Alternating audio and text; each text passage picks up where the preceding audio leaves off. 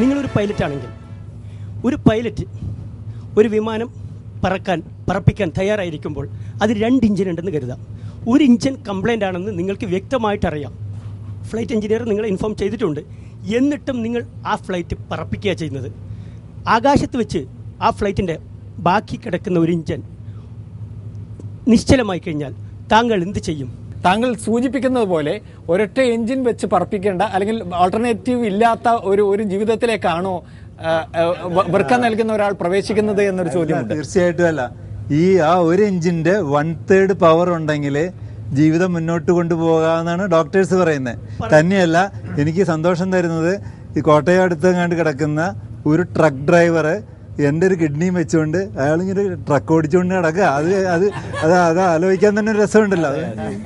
ഈ കിഡ്നി ദാനം ചെയ്യാൻ സാറിനുണ്ടായ പ്രചോദനം എന്തായിരുന്നു?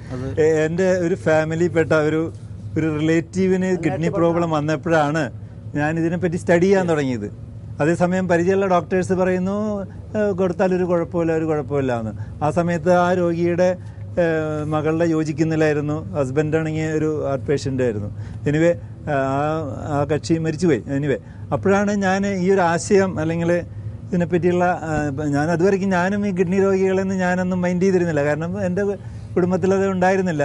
അപ്പോഴാണ് അവരുടെ ബുദ്ധിമുട്ടുകൾ മനസ്സിലാക്കാൻ ഒരു അവസരം കിട്ടിയത്.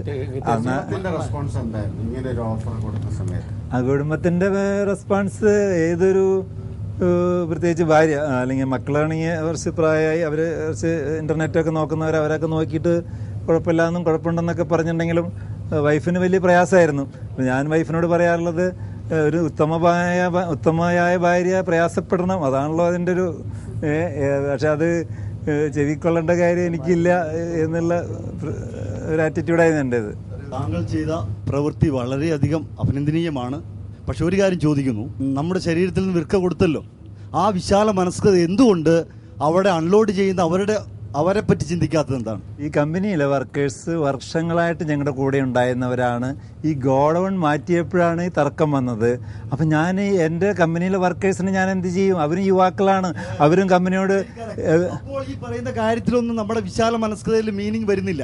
ഗോഡൗൺ നമ്മൾ വാടകയ്ക്ക് എടുക്കുമ്പോൾ, താങ്കൾ അറിവിലേക്ക് പറയാണ്, ഗോഡൗൺ നമ്മൾ വാടകയ്ക്ക് എടുക്കുമ്പോൾ അതിന് മുമ്പുണ്ടായിരുന്ന അവിടുത്തെ CIT-കാരെയും കൂടി നമ്മൾ ജോലിക്ക് എടുക്കാമെന്ന് ഏറ്റിട്ടല്ല ഗോഡൗൺ വാടകയ്ക്ക് എടുക്കുന്നത്. മനസ്സിലായോ?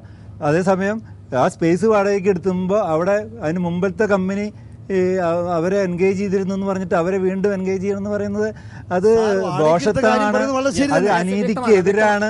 വരും നാളുകളിൽ അങ്ങയെ കേരള രാഷ്ട്രീയത്തിൽ ഞങ്ങൾക്ക് പ്രതീക്ഷിക്കാമോ? ജനസേവനം ചെയ്യാനും സാമൂഹ്യ സേവനം ചെയ്യാനും രാഷ്ട്രീയം മാത്രമല്ല അല്ലാതെ മേഖലകളുണ്ട് എന്ന് വിശ്വസിക്കുന്ന ആളാണ് ഞാൻ. എൻ്റെ മേഖല രാഷ്ട്രീയമല്ല, അല്ലാതെ തന്നെ നമുക്ക് ജനസേവനം ചെയ്യാം, സാമൂഹ്യ സേവനം ചെയ്യാൻ പറ്റുമെന്ന് വിചാരിക്കുന്നു. നമ്മുടെ ചർച്ച അവസാനിക്കുമ്പോൾ തീർച്ചയായും ശ്രീ കൊച്ചൗസേപ്പ് ചിറ്റിലപ്പള്ളിക്ക് നേരിടേണ്ടി വന്ന ചോദ്യങ്ങൾ, അദ്ദേഹം ഈ വർഷം വാർത്തയിൽ എങ്ങനെ സജീവമായിരുന്നു അതുമായി ബന്ധപ്പെട്ട ചോദ്യങ്ങൾ അദ്ദേഹം നേരിട്ടു. അദ്ദേഹം അതിന് മറുപടി നൽകുകയും ചെയ്തു.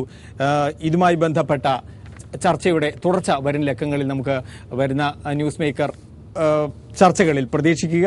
വളരെയധികം നന്ദി ശ്രീ കൊച്ചൗസേപ്പ് ചിറ്റിലപ്പള്ളി ഞങ്ങളുടെ ക്ഷണം സ്വീകരിച്ചിവിടെ എത്തിയതിന്. ഒപ്പം തന്നെ ശ്രീ ഡോക്ടർ ജോസ് ചാക്കോ പെരിയപ്പുറം നന്ദി.